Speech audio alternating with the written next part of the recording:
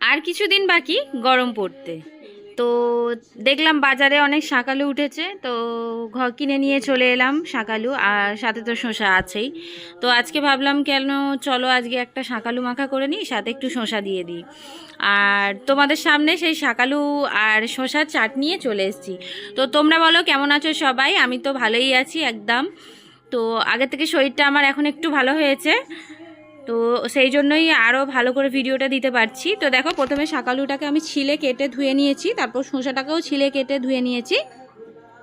ধুয়ে নেওয়ার পর ছোট করে পিস করে কেটে নিয়েছি। নেওয়ার পর কাঁচা লঙ্কা, সাথে একটু লেবু দিয়েছি, লেবুর রসটা একটু লেবুর রস দিলে খেতে বেশ সুন্দর হয়।